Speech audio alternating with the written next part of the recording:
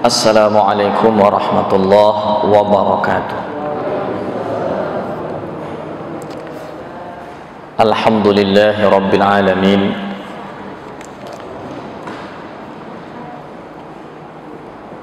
Wal aqibatu lil muttaqin wala udwana illa 'alal zalimin. Asyhadu an la ilaha illallah al-malikul haqqul mubin. Wa ashhadu anna sayyidana Muhammadan abduhu wa rasuluh sadiqul wa'dil amin. Allahumma salli wa sallim wa barik ala sayyidina Muhammadin wa ala alihi wa sahbihi ajma'in. Amma ba'du, subhanaka la ilma lana illa ma 'allamtana innaka antal alimul hakim. La ilaha illa anta subhanak inni kuntu minadh dhalimin. Rabbi shrah li sadri wa yassir li amri wahlul 'uqdatam min lisani yafqahu qawli. Bapak Ibu jamaah salat maghrib yang dirahmati Allah subhanahu wa ta'ala, alhamdulillah, bersyukur kita kehadirat Allah pada malam hari ini. Kita dipertemukan oleh Allah kembali di tempat yang mulia, dalam majlis yang mulia pula. InsyaAllah rahmat dan maghfirah diberikan kepada kita.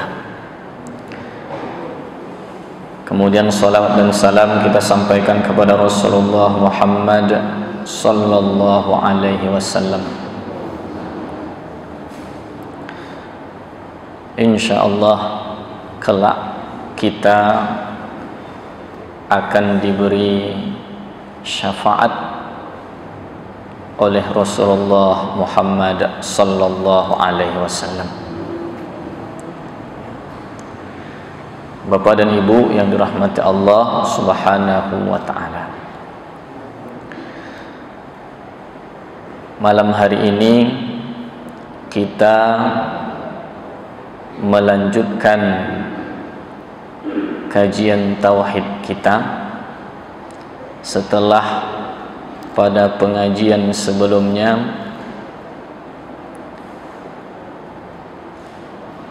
sebelum Ramadan sampai kita pada nikmat kubur. Maka Bapak dan Ibu yang dirahmati Allah subhanahu wa ta'ala,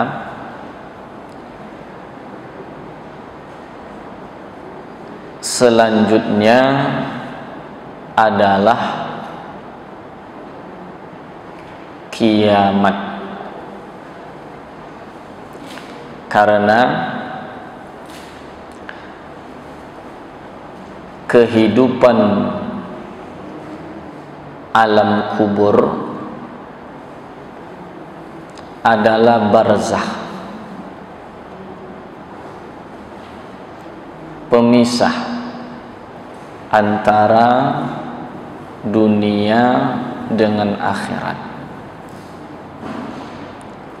Karena itu berakhir kehidupan alam kubur ketika datangnya kiamat. Karena setelah kiamat berpindah pulalah kehidupan dari alam kubur ke alam akhirat.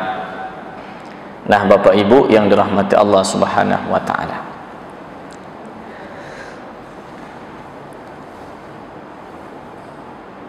wa mimma yajibu i'tiqaduhu anna as-sa'ata wa hiyal qiyamah atiyatun. Di antara yang wajib diiktikadkan, kita yakini adalah bahwa kiamat itu pasti datang dan terjadi. Nah, Bapak Ibu yang dirahmati Allah Subhanahu wa taala,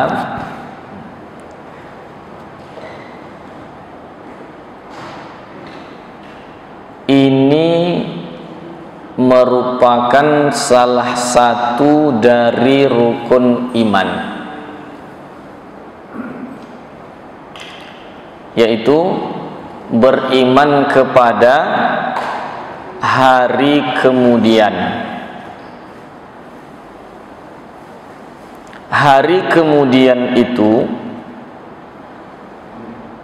atau hari akhir atau disebut akhirat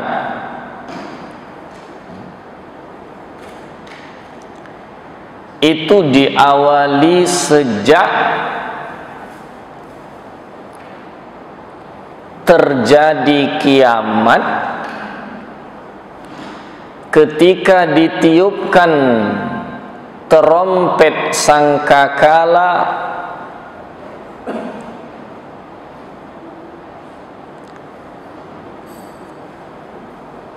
kedua oleh malaikat Israfil,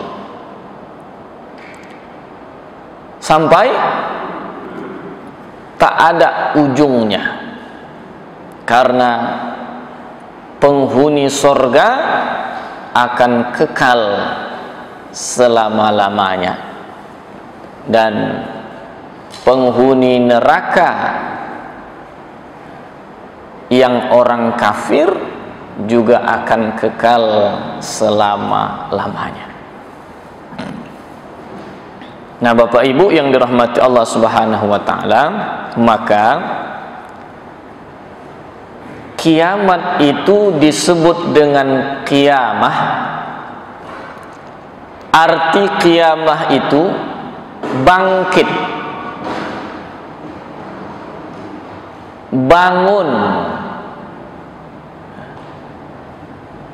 berdiri. Kenapa? Karena dibangkitkan oleh Allah Subhanahu wa taala setiap yang sudah mati itu dari kubur mereka masing-masing. Maka disebutlah itu dengan qiyamah. Nah, Bapak Ibu yang dirahmati Allah, banyak nama untuk hari kiamat itu, sesuai dengan kondisi, kejadian serta sifatnya. Bahkan ada ulama menyebut nama kiamat itu sampai 300. Bukan tanggung-tanggung, Bapak Ibu.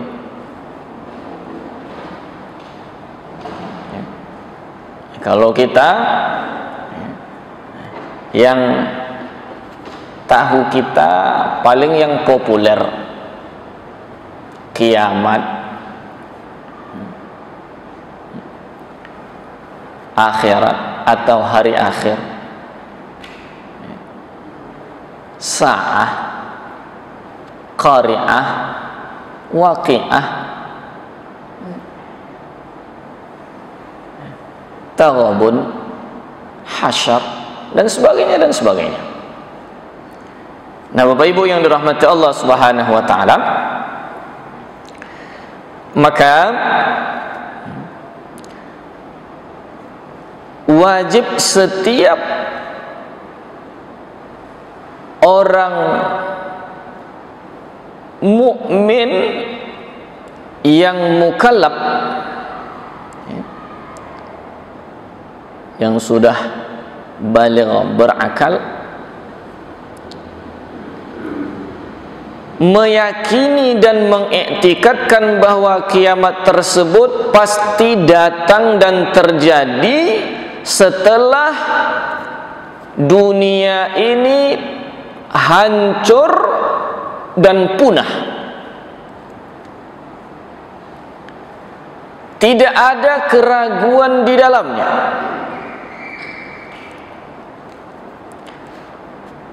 Bahkan ayat Al-Quran diantaranya yang menjadi dasar atas keyakinan ini, seperti dalam surah Al-Hajj ayat 7, wa anna sa'ata atiyatun la raiba fiha, dan bahwasanya kiamat itu pasti datang,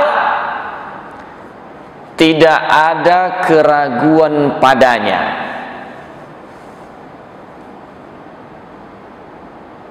Banyak ayat-ayat Al-Quran lain menyebutkan tentang datangnya kiamat ini sesuatu kepastian. Dan begitu juga hadis yang lain. Bahkan disebutkan tadi sebagai salah satu rukun iman, jelas di dalam hadis Jibril ketika bertanya tentang iman kepada Rasulullah, Nabi menjawab, salah satunya adalah beriman kepada hari kemudian kiamat. Nah, Bapak Ibu yang dirahmati Allah Subhanahu wa ta'ala, tidak ada keraguan padanya. Maka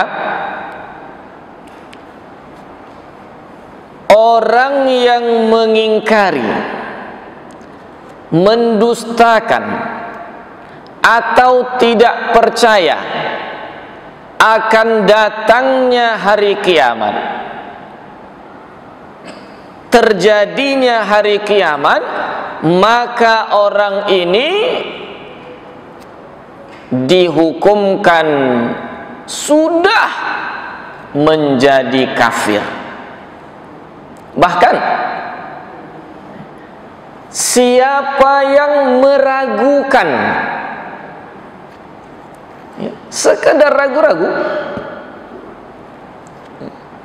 datang dan terjadinya kiamat, ini pun dihukumkan orangnya telah kafir. Karena Bapak Ibu yang dirahmati Allah SWT, ini persoalan i'tikad, akidah kita, salah satu rukun iman. Maka mesti yakin. Yang namanya yakin tentu 100%, tidak ada ragu sedikit pun. Jadi kalau ada orang ditanya, yakinnya Bapak bahwa kiamat itu memang terjadi nanti? Yakin sih yakin, cuman agak-agak ragu juga sedikit. Ini kafir, sudah kafir. Jadi kalau begitu yakin pasti terjadi, barulah beriman namanya. Nah, Bapak Ibu yang dirahmati Allah Subhanahu wa taala, tinggal lagi permasalahannya, kapan terjadinya hari kiamat. Ini persoalan gaib yang tahu hanya Allah. Jangankan manusia biasa, Nabi Muhammad sallallahu alaihi wasallam pun tidak mengetahuinya. Dalam Al-Quran contohnya Allah berfirman, yas'alunaka 'anis sa'ati ayyana mursaha. Mereka bertanya kepadamu wahai Muhammad tentang kiamat, kapan terjadinya? Qul innama ilmuha 'inda rabbi la yujalliha liwaqtiha illahu. Jawab wahai Muhammad, sesungguhnya yang tahu kiamat itu adalah Allah. Pengetahuan tentang kapan terjadinya hanya di sisi Allah. Tidak dapat menjelaskan terjadinya kapan waktunya illahu, kecuali hanya Dia, Allah Subhanahu wa ta'ala. Makanya dalam hadis Jibril tadi, ketika Rasul ditanya oleh malaikat Jibril yang menjelma menjadi manusia biasa, mata sa'ah, kapan kiamat? Apa jawab Nabi? Mal mas'ulu bi'a'la minas sa'il. Aku yang ditanya, kata Nabi, tidaklah lebih tahu dari engkau yang bertanya. Artinya kita sama-sama tak tahu kapan kiamat, hanya Allah sajalah yang tahu. Jadi kalau begitu, ada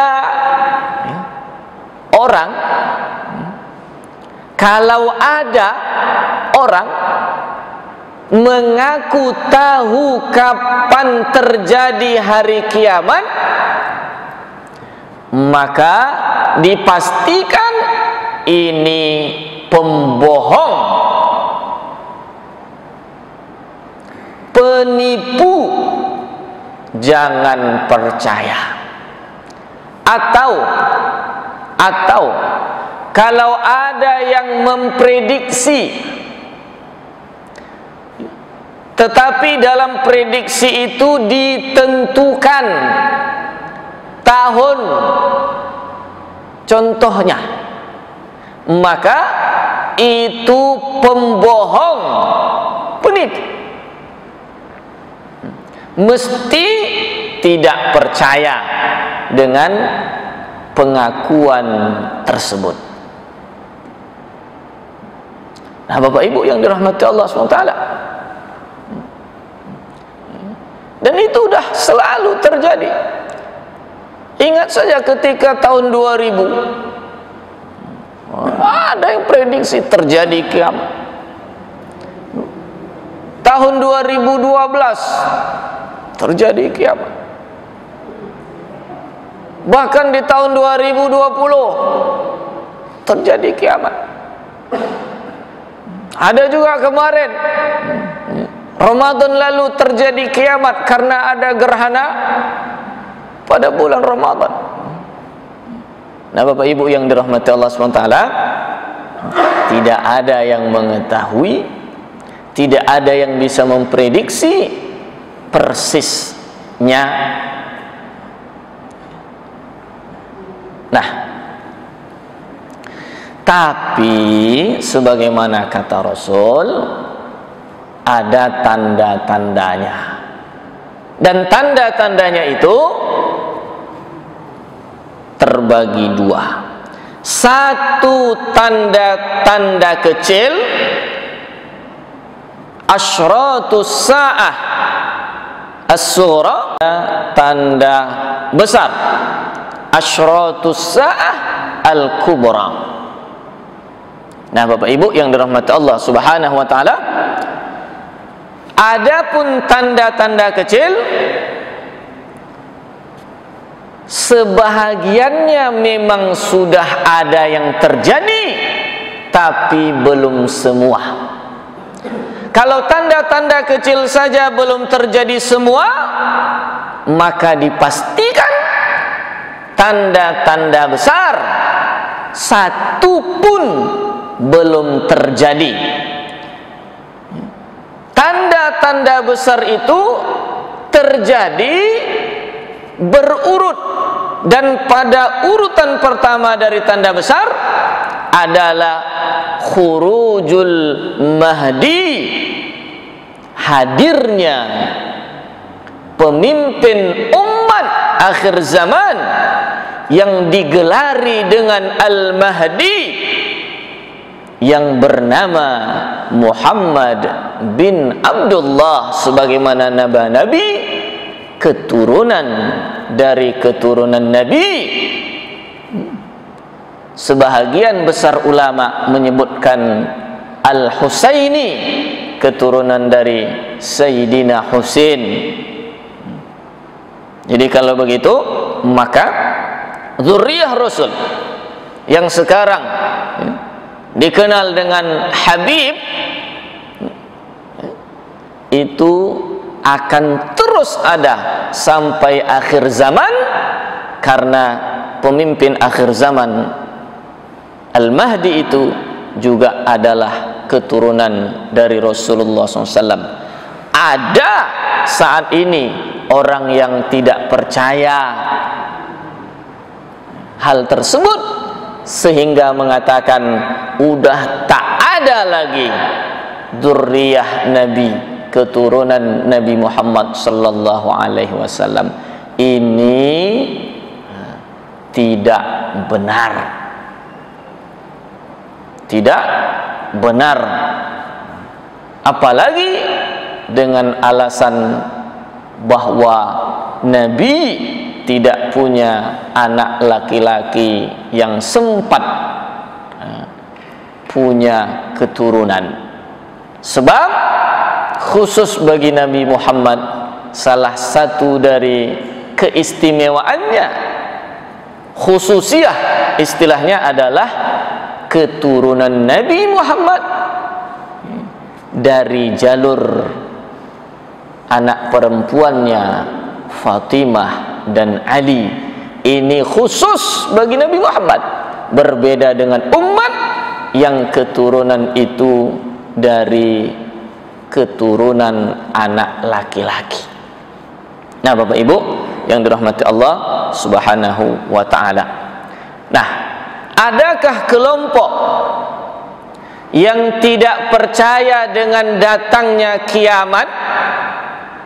Dalam artian tadi, setelah hancurnya alam semesta ini, ada.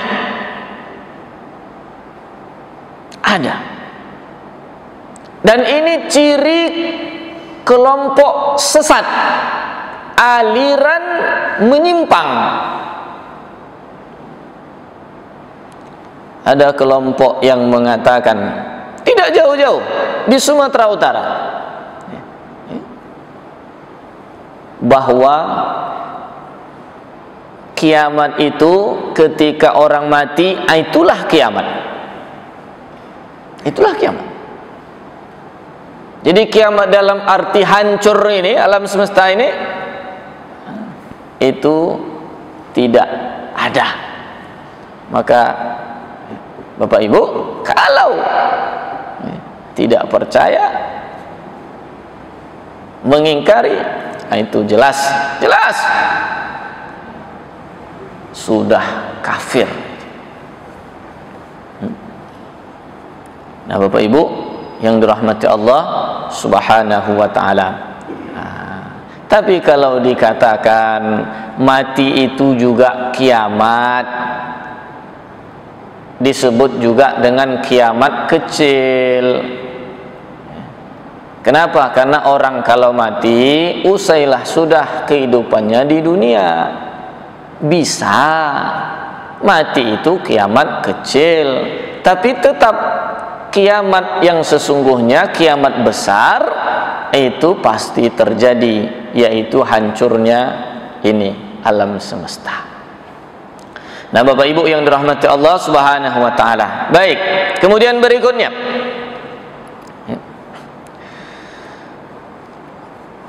tentang keadaan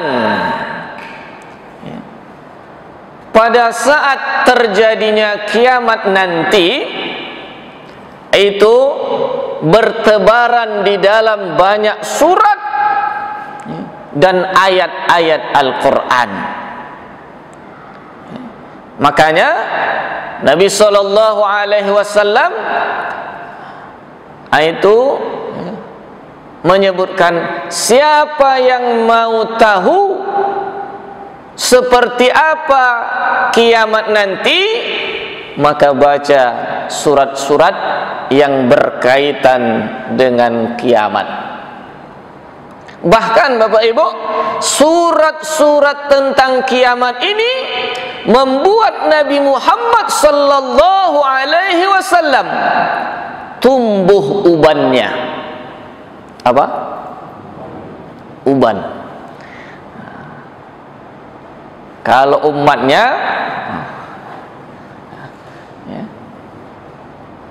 tumbuh uban karena mikirkan hutang, karena mikirkan anak, karena mikirkan pekerjaan. Sulit mendapati umat Nabi Muhammad yang tumbuh ubannya disebabkan ayat, surat dalam Al-Quran yang menceritakan tentang kiamat. Nabi SAW satu ketika ditanya oleh Abu Bakar. Kata Abu Bakar, "Qad syibta ya Rasulullah." Ya Rasul, beruban engkau rupanya, tumbuh ubanmu sudah. Apa kata Rasul, Pak? Rasul katakan, "Syayyabatni Hud wal waqi'ah wal mursalat wa amma yatasaalun wa idza syamsu kuwirat." Rasul katakan, yang membuat ubanku tumbuh, uban tumbuh di kepala, itu adalah surat Hud, surat Al-Waqi'ah, surah Al-Mursalat, surah An-Naba, amma yatasalun, dan surah At-Takwir, idza syamsu kuwirat. Kenapa? Kata para ulama menjelaskan, karena surat-surat ini bercerita tentang kiamat. Jelas. Apalagi surah Al-Waqi'ah. Bismillahirrahmanirrahim. Idza waqa'atil waqi'ah. Apabila terjadi kiamat. Waqi'ah salah satu dari nama kiamat. Laisa liwaqa'atiha kadhibah. Tidak ada yang dapat mendustakan akan terjadinya. Pasti terjadi. Khafidatur rafi'ah. Kiamat itu akan merendahkan, menghinakan, ya, golongan tertentu, orang kafir lah. Rafi'ah juga akan meninggikan, memuliakan, tentu golongan orang-orang beriman. Bapak Ibu yang rahmati Allah SWT, idza rujjatil ardu rajja, apabila bumi digoncangkan dengan segoncang-goncangnya. Goncang bumi itu. Jadi gempa itu belum dahsyat, walaupun skalanya itu 8, walaupun sudah tsunami, belum. Wa idza bussatil jibalu bassa. Apabila gunung dihancurkan sehancur-hancurnya. Bayangkan Bapak Ibu, kalau gunung saja hancur sehancur-hancurnya, apalagi manusia. Fakanat haba'am mumbatha. Bayangkan, gunung yang dihancurkan tadi jadi seperti apa? Debu yang bertebaran. Gunung saja begitu besarnya, begitu kokohnya, begitu kuatnya jadi debu. Bapak Ibu yang dirahmati Allah Subhanahu wa taala. Ini mirip juga dengan surah At-Takwir. Idza syamsu kuwirat, apabila matahari digulung matahari, padahal sumber cahaya di bumi ini matahari. Wa idzan nujumun kadarat, itu bintang-bintang jatuh. Wa idzal jibalu suyirat, dalam hadis ini gunung itu diumpamakan apabila gunung itu suyirat. Memang kalau di beberapa terjemah seperti dari Kemenak itu diartikan dihancurkan, sama seperti yang tadi. Tapi kalau dilihat dari akal kata, suyirat, dijalankan. Jadi gunung itu hancur.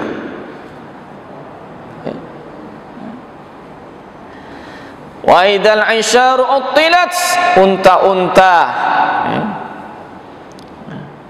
bahkan yang sedang bunting, itu kesayangan, harta berharga orang-orang Arab,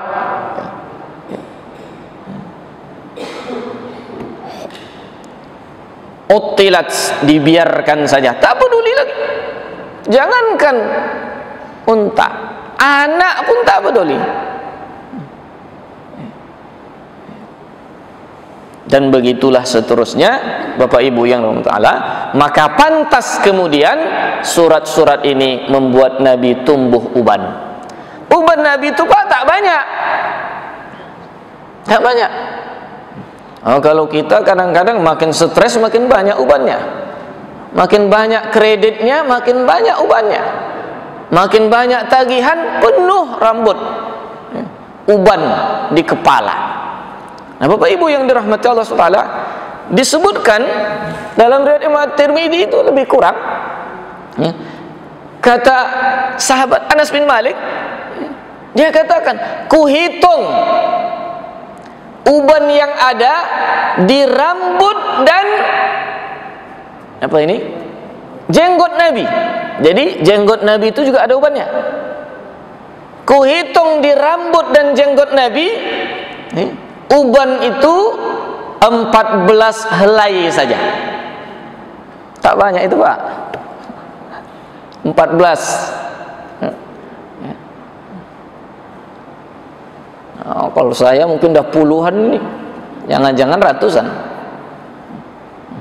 Tapi untunglah pakai tutup kepala selalu sehingga tak nampak. Jadi Bapak Ibu yang dirahmati Allah SWT, dan disebutkan Nabi itu tidak pakai semir. Beda dengan sahabat seperti Abu Bakar, itu pakai semir, cat rambut. Jadi rambut itu boleh dicat asal jangan hitam. Kalau orang dulu kan pakai pacar juga. Rambut itu yang uban-uban itu diwarnai jadi merah atau jadi kuning, boleh. Dan itu dilakukan oleh sahabat, bahkan Abu Bakar. Tapi kalau dicat jadi hitam tak boleh. Kenapa? Itu ada gharar, ada unsur menipu. Biar kelihatan muda, biar bisa kawin lagi, disemir, dicat rambut tuh yang uban-uban tuh jadi hitam. bahkan lebih hitam pula rambut atuk tu ketimbang anak muda. Nah, Bapak Ibu yang dirahmati Allah, dalam hadis lain Ibnu Umar itu menyebutkan sekitar 20. Jadi memang ya, lebih kurang belasan sampai 20 itulah uban Nabi sallallahu alaihi wasallam. Dan itu disebutkan kalau Nabi meminyaki rambutnya ataupun jenggotnya itu tak nampak ubannya. Jadi kalau begitu diminyaki, disisir rapi, kalau tak dilihat betul tak nampak uban Nabi sallallahu alaihi wasallam. Jadi Bapak Ibu yang dirahmati Allah, dan memang Rasulullah SAW itu pernah bersabda, man lahu sya'r, siapa yang punya rambut, kata Rasul, falyukrimhu, muliakan. Bagaimana caranya? Dalam riwayat lain disebutkan, maka minyaki rambut. Jadi siapa yang punya rambut, minyaki, Pak. Minyaki. Nah, kemudian Bapak Ibu yang dirahmati Allah Subhanahu wa taala,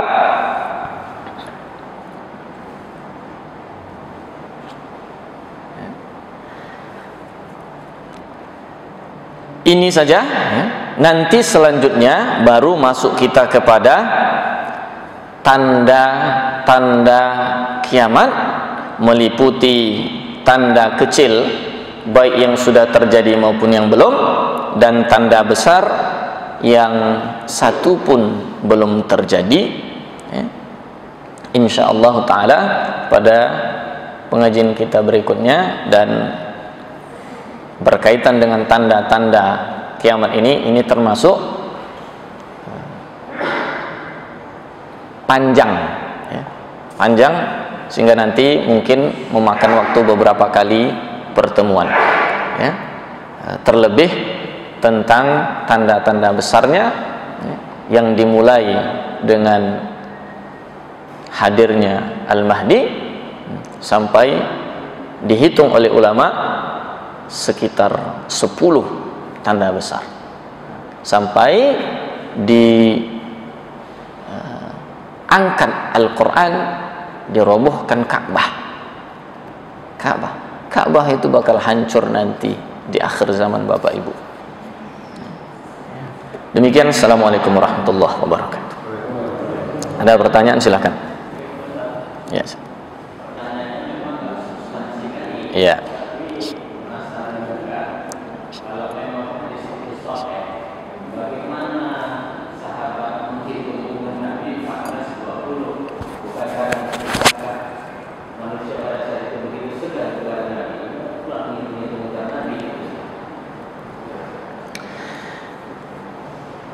Sahabat itu Bapak Ibu, sahabat itu orang yang paling cinta kepada Nabi. Jangankan uban Nabi, jangankan uban Nabi, berapa kali Nabi meludah pun, kalau bahasa kita, dihitung sahabat. Dan Nabi itu jangan anggap dengan sahabat itu seperti pejabat dengan bawahan, seperti raja dengan rakyat jelata, berjarak. Enggak.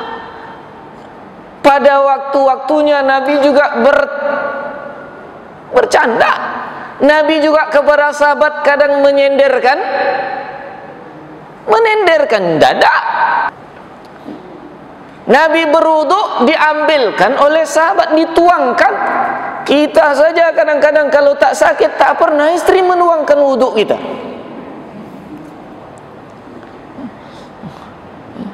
Sehingga kalau pengen kali dituangkan oleh istri air wudu kita, sakitlah. Jadi Bapak Ibu yang dirahmati Allah Subhanahu wa taala, sehingga orang kafir, bahkan yang benci sama Islam, benci kepada Nabi, itu mengatakan sebagaimana ada syair yang cukup dikenal, populer,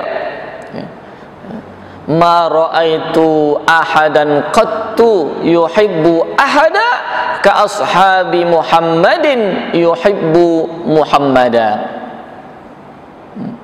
Tidak pernah dilihat ada orang yang mencintai orang lain seperti sahabat mencintai Nabi Muhammad.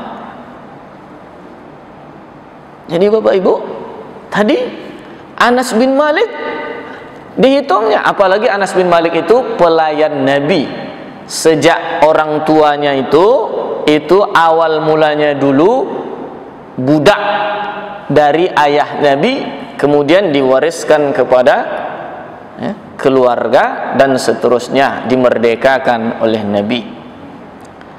Ibnu Umar itu anak kecil, karena itu dia sahabat junior. Yang kecil-kecil Nabi sayang sama anak-anak kecil. Yang anak-anak kecil itu istilah kita berpangku-pangku sama Nabi, melendot-lendot sama Nabi.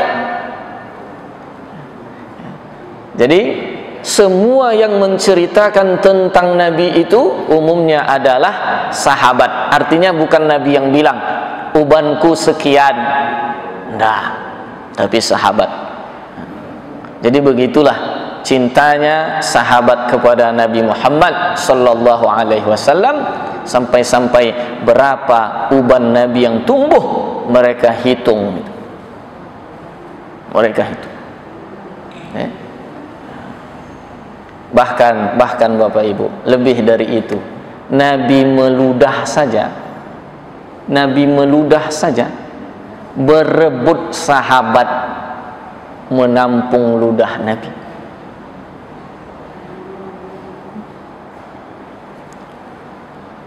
Berebut sahabat menampung ludah Nabi.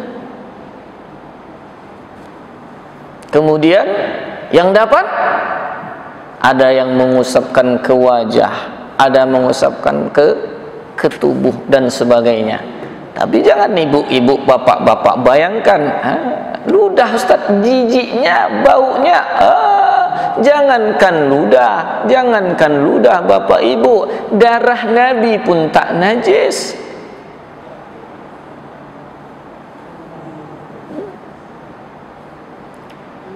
Jadi Bapak Ibu yang dirahmati Allah Subhanahu wa taala, ini dikumpulkan para ulama tentang ini di dalam kitab-kitab khusus. Ada Asy-Syifa fi Huquqil Mustafa, kemudian ada juga Asy-Syama'il Al-Muhammadiyah dan lain-lain sebagainya. Dalam kitab itulah disebutkan oleh ulama-ulama kita berdasarkan riwayat-riwayat hadis yang ada. Jadi begitu Pak. Wallahu a'lam bishawab. Masih ada? Cukup. Mari kita doa. Ya, terakhir.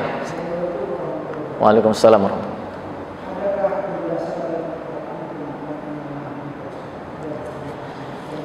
Ya. Di dalam Al-Quran tidak didapati penjelasan tentang Al-Mahdi.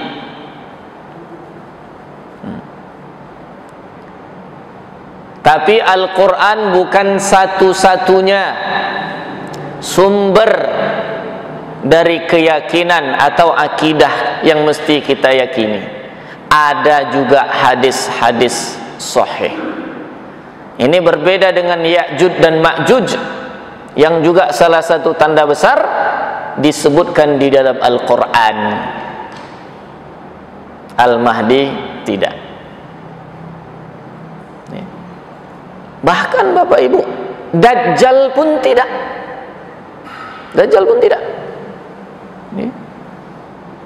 Di mana itu? Di dalam hadis-hadis yang sahih. Nah, oleh karena itu, kalau hadis itu sahih dalam bab akidah, bab berkaitan dengan keyakinan itu juga mesti diiktikadkan, mesti diyakini. Dan hadis tentang Al-Mahdi itu puluhan, lebih dari 30 hadis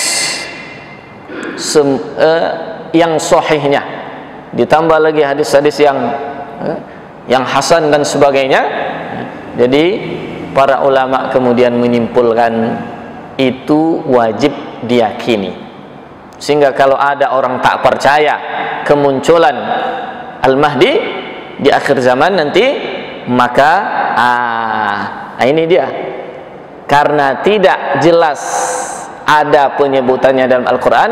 Kalau ada orang tak percaya Imam Mahdi nanti akan keluar, tidak sampai kafir. Itu bedanya. Tidak sampai kafir, tapi dia fasik. Fasik itu apa? Berdosa dia, karena sesuatu yang mesti diyakini tak dipercayainya. Nah itu Bapak Ibu, mari kita doa sunat. Alhamdulillah wassalatu wassalamu ala Rasulillah wa ala alihi washabihi wa ala. Allahumma atina fid dunya hasanah wa fil akhirati hasanah wa qina adzabannar. Wassallallahu ala sayyidina Muhammad wa ala alihi wasallam. Alhamdulillahirabbil alamin.